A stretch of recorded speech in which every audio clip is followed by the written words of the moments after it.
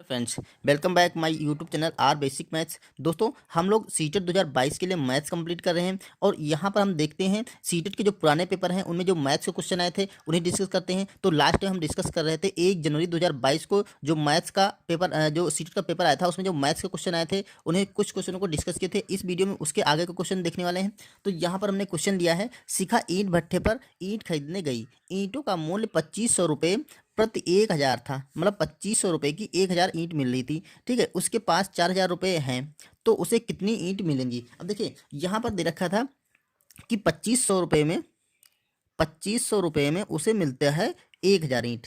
ठीक है, 1000 ये है, तो इसको आप अपने देसी तरीके से भी जोड़ सकते हैं कि 2500 की 1000 मिलेगी तो 5000 की 2000 मिल जाएंगी, लेकिन रुपए हमारे पास 4000 हैं तो उस टाइप से हम 100 रुपये की निकालेंगे, इस टाइप से भी निकाल सकते हैं। लेकिन जो हमारा अपना तरीका लगाने वाला है, देखिए 2500 की 1000 ईंट मिल रही है। ठीक है, तो हमें क्या करना है, हमें यहाँ बनाना है 4000 रुपये। ठीक है, जब हमें 4000 रुपये की निकालना है तो यहाँ पे हम 4000 बनाएंगे और यहाँ पर जितना आएगा वही हमारी 4000 की ईंटें हो जाएंगी। तो देखिए अगर यहाँ पे 4000 बनाना है तो आप क्या करिए, 25 है तो इसको हमें 4 बनाना है। ठीक है, तो हम क्या करेंगे, पहले हम एक का मान निकाल लेंगे। देखो 1 रुपये की ईंट मिलेगी, ये 1000 ईंट थी। ठीक है, 1000। अब यहाँ से ये 2500 इसके नीचे पहुँच जाएगा। ठीक, क्योंकि देखो 2500 का जो एक एक नियम हम लगाते हैं तो उसमें क्या करते हैं, हम एक का मान निकालते हैं। जैसे 2500 का मान दे रखा है 1000, तो हम एक का मान निकालेंगे, एक का मान हो जाएगा ये 2500 जो था वो नीचे पहुँच जाएगा। ठीक है, तो एक का मान मतलब 1 रुपये का, चाहे आप कह सकते हैं 1 रुपये का मान 1000 बटा 2500 हो जाएगा। अब हमें बनाना था 4000 रुपये, तो हम इधर भी 4000 से मल्टीप्लाई कर देंगे। ठीक है, और इधर भी हम 4000 से मल्टीप्लाई कर देंगे तो हमारा 4000 इधर भी बन जाएगा, 4000 रुपये में इधर ईंटों की संख्या आ जाएगी। तो यहाँ देखिए ये हो जाएगा हमारा 4000 रुपये की जो ईंट मिलने वाली है वो 1000 बटा 2500, और सॉरी यहाँ पर 2500 है। ठीक है, और 1000 से हम मल्टीप्लाई 4000 से मल्टीप्लाई करेंगे यहाँ पे। ठीक है, तो देखिए यहाँ पर ये जीरो यहाँ से कैंसिल हो गया, ये जीरो यहाँ से कैंसिल हो गया। अब 4 से नहीं जा रहा है, 25 से काट लेंगे, 25 से कम 25 चौके 100, 4 बच गया। अब यहाँ पे देखिए जीरो बचा है एक, तो ये हम जीरो ऐसे रख देंगे, तो 40 और गुणा 40 आ गया। ये हमारा आ गया, देखिए ये बराबर हो जाएगा 40 और गुणा 40, ये हो जाएगा चाचा को 16, तो ये 1600 ईंट आ जाएगी। इस तरह से ऑप्शन नंबर हम बी लगा देंगे। आइए अगला क्वेश्चन देखते हैं।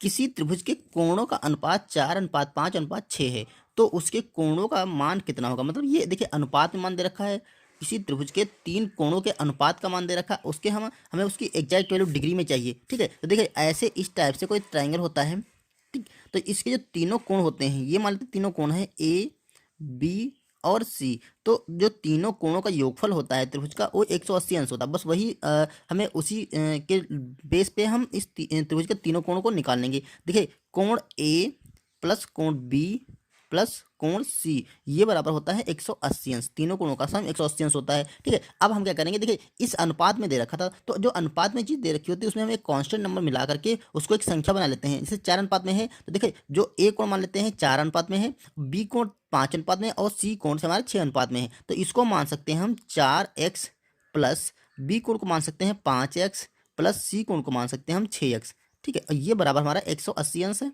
क्लियर। अब देखिए इस यहाँ से हम x की वैल्यू निकाल लेंगे, फिर कोणों के मान अलग अलग निकाल लेंगे। ठीक है, तो देखिए यहाँ पे जोड़ लीजिए 6 और 5 11 और 11 4 15। ठीक है, तो ये हो जाएगा हमारा 15x बराबर है 180 अंश।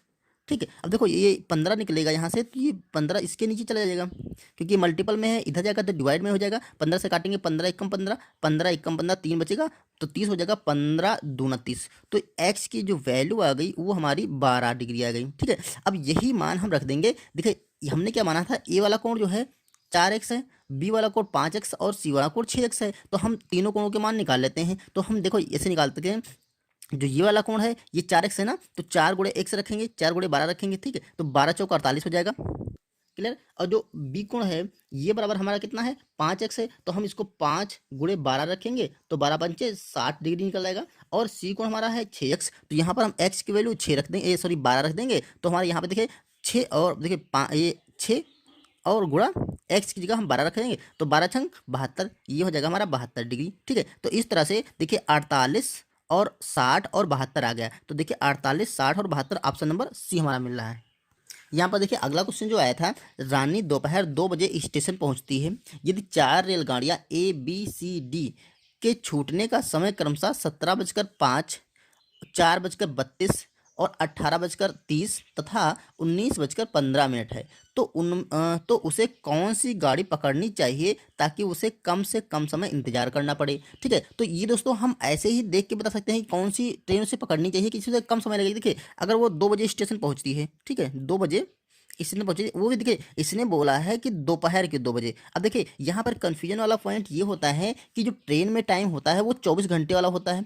कभी भी आप ट्रेन में यात्रा करेंगे तो उसमें 24 घंटे वाला टाइम दिखाता है, जैसे 18:30। ठीक है, ऐसे नहीं होगा कि जो दोपहर के 2 बजे, यहाँ पर जो बात कर रहा है दोपहर के 2 बजे, तो इसका मतलब है कि दोपहर का मतलब पीएम होता है, तो इसमें हम 12 जोड़ देंगे, तो दोपहर के 2 बजे का मतलब होता है 2 + 12 घंटे इसमें जोड़ देंगे, तो ये होता है 14 बजे। ठीक है, 14 बजे की बात कर रहा है ट्रेन के टाइम के अकॉर्डिंग। बस यहाँ पर कन्फ्यूजन वाला पॉइंट यही था कि दोपहर के 2 बजे की बात कर रहा है, तो हमें लगेगा कि 4:32 पर सबसे पहले ट्रेन आएगी, उसके बाद में 17-19 से सब बाद में होंगे, लेकिन नहीं, ये टाइम सबसे बाद है। देखिए, अब 2 बजे की बात कर रहा था, तो 2 बजे का मतलब दोपहर के 14 बजे। ठीक है, ट्रेन के टाइम के अकॉर्डिंग रात के जो 12 बजे होते हैं वहाँ से टाइम शुरू होता है, फिर 1 2 3 4 5 6 7 8 ऐसे करके 24 आता है, अगली शाम को, अगली रात को 24 बजता है। ठीक है, तो यहाँ से देखिए 12 बजे की बात कर रहा था, तो सबसे पहले ट्रेन आएगी वो 17, देखिए एक ट्रेन आएगी 17:05। दूसरी ट्रेन आ रही है 4:32। तीसरी ट्रेन आ रही है 18:30 बजे। ठीक है, और चौथी ट्रेन जो आ रही है वो है आपकी 19:15। ठीक, अब यहाँ से देखो 14 के बाद में कौन सा टाइम पहले आएगा, 14 के बाद में आएगा 15 16 17, ये आएगा ना, और उसके बाद में देखिए 18 आएगा, 19 आएगा, 4 तो जब रात के 12 बजेंगे उसके बाद में 4 बजेगा। ठीक है, तो ये काफ़ी सबसे लेट का समय दे रखा है। हमें लग रहा था कि 2 बजे के पास में है, लेकिन ये सबसे बाद का है, क्योंकि 14 बजे के बाद बजेगा 20। ठीक है, 20, और उसके बाद बजेगा 24, 24 बजेगा रात के 12 बजे। ठीक है, उसके बाद में जब 4 बजेगा तब का समय ये दे रखा है, तो हमारा सबसे पहले 14 के बाद 17 आएगा। देखिए लगभग यहाँ पर 3 घंटे का अंतर है इसमें, और यहाँ पर देखिए 14 4 18, यहाँ पर लगभग 4 घंटे का अंतर है, और यहाँ पर 14 5 19, यहाँ पर 5 घंटे का अंतर है, और यहाँ पे तो काफ़ी ज़्यादा अंतर आ रहा है। ठीक है, तो हमारा सबसे पहले टाइम कौन सा आएगा, 17:05। तो इस तरह से हम रेलगाड़ी, देखिए 17:05 में क्रमशः दे रखा था ना, तो रेलगाड़ी सबसे पहले ए वाली आएगी। क्लियर, तो ऑप्शन नंबर हम ए लगा देंगे। ओके दोस्तों, अगला क्वेश्चन दे रखा था, नीचे दिए गए पैटर्न का अवलोकन कीजिए और अगला पद लिखिए। ये जो पैटर्न बना है इसके अकॉर्डिंग हमें इस क्वेश्चन का आंसर देना है। तो देखिए क्या हो रहा है पैटर्न में, यहाँ पर लिखा है 9-1 को भाग किया गया 8 से, तो बराबर आया 1। दूसरा देखा है यहाँ 9 है, तो 9 उसके बाद उसको घटते क्रम में 9 के बाद आया 8, और ये देखिए 2 संख्याएं, तो यहाँ पर 2 माइनस कर दिया गया और उसको भाग किया गया 8 से, तो बराबर आया 1 2। ठीक है, यहाँ पर देखिए पहले आया था 1, दूसरे बाद आ गया 1 2। ठीक है, अब यहाँ पे देखिए 9 8 7, मतलब यहाँ पे 3 संख्याएं हैं, वो भी बैक क्रम में 9 8 7, और उसमें से घटा दिया गया 3, भाग किया गया 8 से, तो आया 1 2 3। ठीक, यहाँ पर देखिए 9 8 7 6, 4 संख्याएं हो गई, तो 4 घटाया गया, इसमें से भाग किया गया 8 से, तो आया 1 2 3 4। जितनी संख्या यहाँ पर है, तो शुरू से 1 2 3 4 ऐसे हो गया। तो यहाँ पर क्या होगा आप देख लीजिए, यहाँ पर 9 आएगा, 8 आएगा, 7 आएगा, 6 आएगा और 5 आएगा।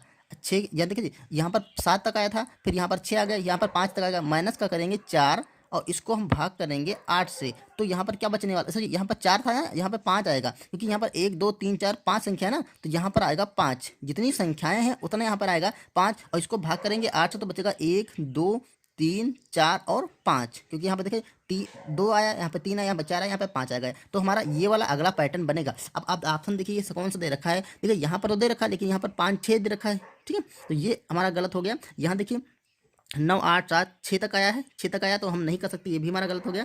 यहाँ देखिए 5 तक यहाँ पे आया है, देखिए 9 8 7 6 5, माइनस यहाँ पे 4 कर दिया गया, जबकि यहाँ पे घटाना कितना होना चाहिए, 5 घटाना होना चाहिए, ये हमारा ऑप्शन गलत है। यहाँ देखिए 9 8 7 6 5, और यहाँ पे 5 घटाएगा, 8 से भागेगा 1 2 3 4 5, यहाँ पे देखिए सेम पैटर्न मिल रहा है ना, तो ये हमारा ऑप्शन नंबर डी सही हो जाएगा।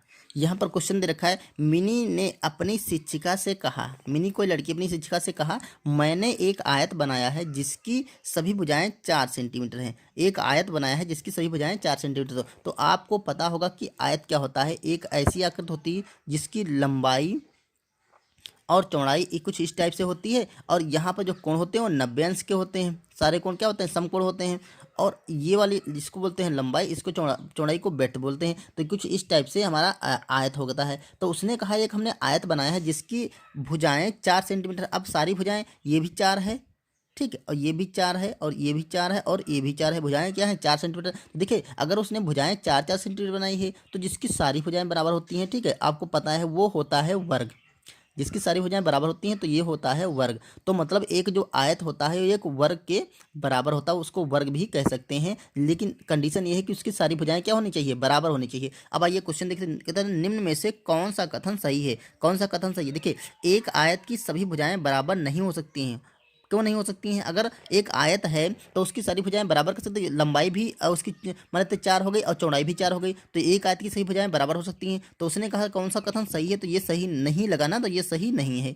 दूसरा देखिए, सभी वर्ग आयत होते हैं, सभी वर्ग आयत, जो सभी वर्ग होते हैं वो आयत होते हैं, ये बात बिल्कुल क्लियर है। क्योंकि देखिए अगर कोई भी वर्ग है, ठीक है, उसकी जो ये होती है इसको हम लंबाई मान लें और इसको हम चौड़ाई मान लें, तो ये कंडीशन जो आयत की होती है वो फुलफिल हो जाएगी। देखिए इसका कोण भी 90 अंश का हो गया, ठीक है, 90 अंश का कोण होगा, इसका डायगोनल जो होते हैं वो भी जो होते हैं तो ये एक दूसरे को बराबर बराबर से मतलब आधे से डिवाइड करते हैं, ठीक है। तो ये जो वर्ग होता है वो आयत की सारी कंडीशन को फुलफिल करता है।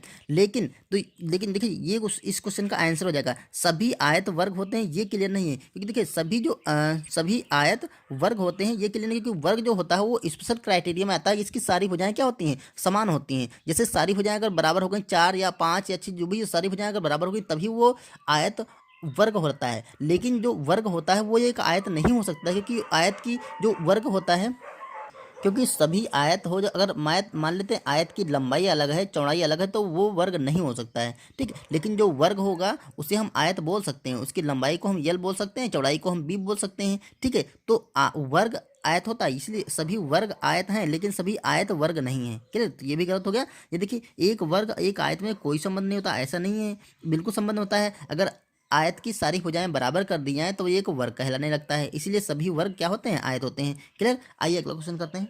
यहाँ क्वेश्चन दोस्तों दे रखा है गणित के निम्न 4 प्रश्नों में से मुक्त उत्तर वाला प्रश्न है। मुक्त उत्तर वाला, यहाँ पर हमें ध्यान रखना है कि मुक्त उत्तर वाला प्रश्न कौन सा होता है। दोस्तों ये बहुत ही आसान क्वेश्चन होते हैं, बस आपको समझने की जरूरत है और आप इसको देख के इसे कैलकुलेट नहीं करना पड़ेगा, इसको आप देख के ही बता सकते हैं। देखिए देखिए मुक्त उत्तर वाला जो प्रश्न होता है उस वो ऐसा प्रश्न होता है जिसके हमें एग्जैक्ट वैल्यू नहीं पता चल सकती है, मतलब उसका आंसर हम एक से अधिक दे सकते हैं, ठीक है। मतलब कोई ए नहीं होता क्लियर होता है, क्योंकि उसके हम यही आंसर लगा दें, मतलब आपको ये लगेगा कि इसका ये भी आंसर हो सकता है, ये भी आंसर हो सकता है, ये भी इसके कई सारे आंसर हो सकते हैं, वो होता है मुक्त उत्तर वाला प्रश्न। जैसे देखिए हम इसमें अभी क्लियर करेंगे। देखिए दो संख्याओं का योग 15 है, यदि एक संख्या 7 है तो दूसरी संख्या क्या होगी। अब यहाँ पे हमें क्या करना है, दो संख्याओं का योग 15 दे रखा है, एक संख्या 7 है तो दूसरी संख्या 8 हो जाएगी ना। 15 अगर है तो एक संख्या अगर 7 है दूसरी संख्या 8 हो जाएगी।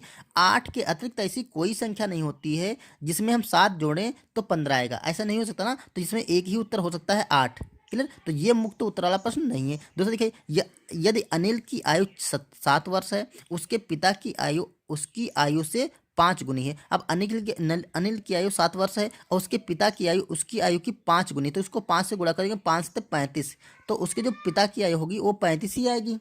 तो उसके पिता की अब 35 वर्ष हो जाए, ये एक फिक्स वैल्यू है ना, तो ये वाला ऑप्शन जो हमारा गलत हो जाएगा। ये एक फिक्स वैल्यू की उसकी आयु कितनी होगी, 35 वर्ष हो जाएगी, इसके अतिरिक्त तो कोई हम ले नहीं सकते हैं नंबर।